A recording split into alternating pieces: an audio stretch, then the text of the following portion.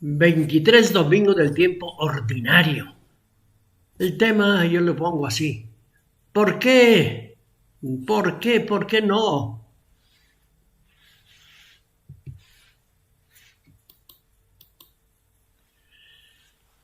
Me da gusto que durante 5 domingos consecutivos hayas seguido el discurso de Jesús sobre el pan de vida que Juan te ha narrado. Hoy vuelvo de nuevo yo, Marcos, en ese capítulo 7, todos esos versículos que tienes ahí. Y hoy planteo un tema que toca un elemento central de la religión judía, como son las purificaciones. Para los antiguos el mundo estaba dividido en dos esferas contrapuestas, una pura en la que actuaban las fuerzas de la vida y la otra impura donde estaban presentes los gérmenes de la muerte. Para nosotros los israelitas considerábamos impuro todo lo que de alguna manera hubiera estado en contacto con los ídolos inanimados, que eran incapaces de favorecer la vida, que es el monopolio exclusivo del Dios vivo y verdadero.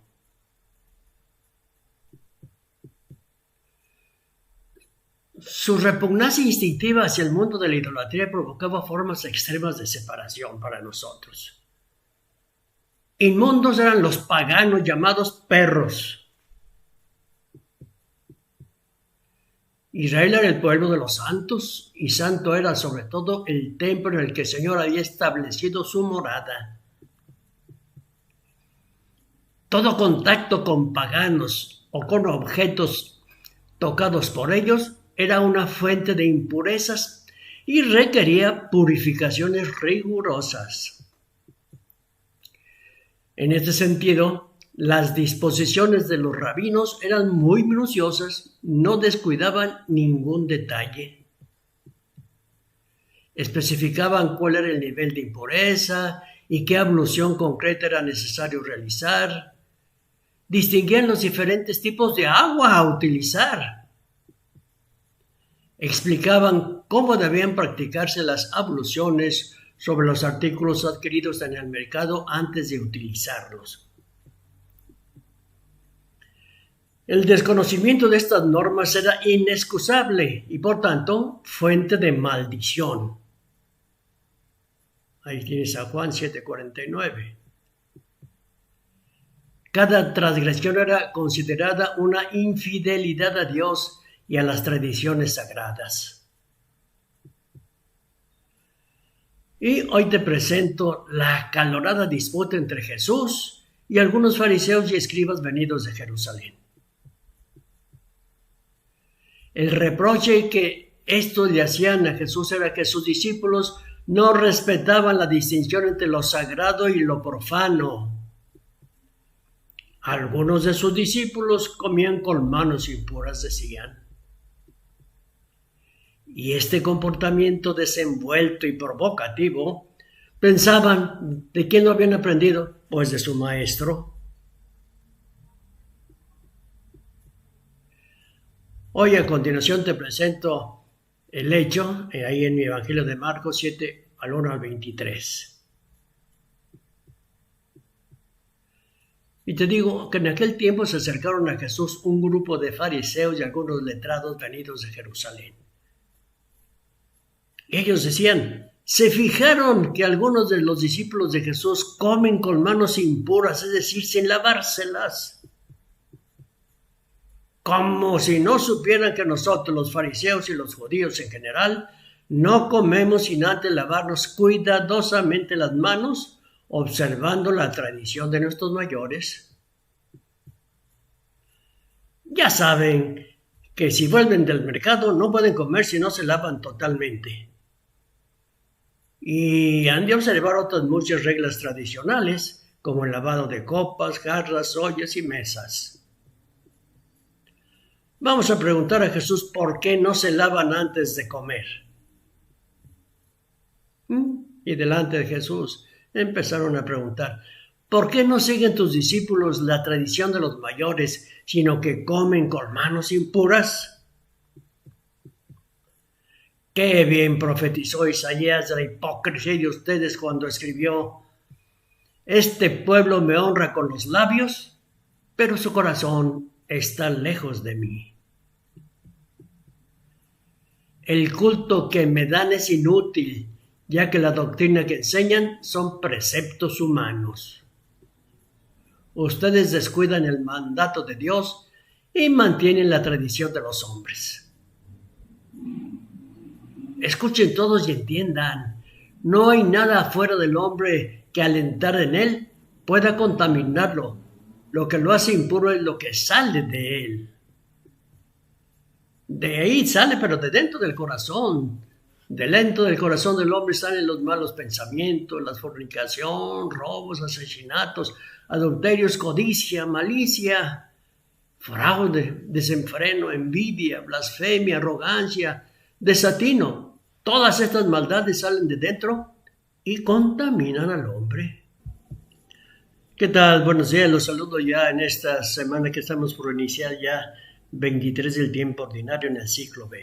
Y sin más los bendigo en el nombre del Padre, del Hijo y del Espíritu Santo. Amén. La reflexión que hoy nos lanza San Marcos es fundamental para la vida de todos los tiempos hasta el día de hoy que vas a leer o escuchar este mensaje. Si te conformas solamente con practicar los rituales, la misa, el rosario, tus prácticas, sin que eso se haya escuchado la palabra y practicado después de asimilarla con la caridad al necesitado, pues de poco nos sirve. Hoy es un buen examen de conciencia en nuestra vida cristiana, religiosa y sus manifestaciones. Pues ánimo, yo continúo con la reflexión que nos dice Santiago. Hoy, precisamente durante 5 domingos, dice Santiago, les comunicaré mi mensaje en mi carta. Mi carta se puede considerar como una meditación sobre la moral del Evangelio. La escribí en el año 60 después de Cristo en la comunidad de Jerusalén. Ahí en la carta dirás, nomás nombras a Jesús una sola vez. Sí, pero sin embargo, en sus palabras, especialmente en el Sermón del Monte, yo ahí me baso. En ese pasaje de hoy abordo el tema de la palabra de Dios. Y sigue hablando el apóstol Santiago. Te hablo desde Saguayo, y para Saguayo el apóstol Santiago es clave. Es el patrono y hacen un fiestonón de casi todo un mes. Lo tienen de veras en grande. Pues él hoy nos habla a los saguayenses y a todos. En esta primera parte de la carta respondo a los que creen que el mal proviene de Dios. Y afirmo que del Señor solo proviene el bien, porque Él es luz y en Él no hay sombra. La palabra de verdad, es decir, la salvación que se realiza en Cristo, es un don que proviene del Padre de las luces. Para obtener la salvación no es suficiente escuchar esta palabra. Para que pueda producir frutos abundantes, hay que escucharla, sí, con docilidad, es decir, con buena disposición. Si el corazón no se abre a la verdad, esta palabra, como la semilla que cae sobre la roca, languidece y se seca. Incluso la escucha dócil y atenta es insuficiente. Y hay que dar un último paso, el decisivo, poner en práctica la palabra. La escucha que no cambia la vida es inútil. Es comparable al comportamiento insensato de quien contempla el propio rostro reflejado en un espejo, se da cuenta de su suciedad, pero se aleja sin haberse lavado. Las palabras de Dios es el espejo que revela los rasgos que nos hacen semejantes al Padre que está en los cielos, pero también destaca las fealdades que nos deforman y que deben ser corregidas, a fin de ser cada vez más atractivas a los ojos de Dios y de los hombres, estas personas. Por último, dice el apóstol Santiago, para aquellos que confunden la religión del corazón con el formalismo y la ejecución meticulosa de los ritos, Ofrezco el criterio que permite saber si se está practicando la verdadera religión, la auténtica. ¿Cuál es el criterio? Cuidar de huérfanos y de viudas en su necesidad y no dejarse contaminar por el mundo. Y cuando hablo de huérfanos y viudas, pues refiero a lo que dice la Biblia. Dice, los viudas y los huérfanos representan cualquier persona en necesidad. La escucha de la palabra de Dios lleva a asimilar los sentimientos y la premura del Señor para con los más débiles. Para practicar esta religión es necesario mantenerse puros, es decir, despegados de los bienes del mundo. El egoísta, el que acumula bienes para sí mismo y no los comparte con los necesitados, no es todavía un verdadero discípulo. Los sacrificios que agradan al Señor, de hecho, son la caridad y el compartir los bienes. Lee la carta a los Hebreos, versículo 13-16. Y te dejo con el texto directo de esta primera parte de mi carta. Ahí lo tienes. Lee tú por tu cuenta.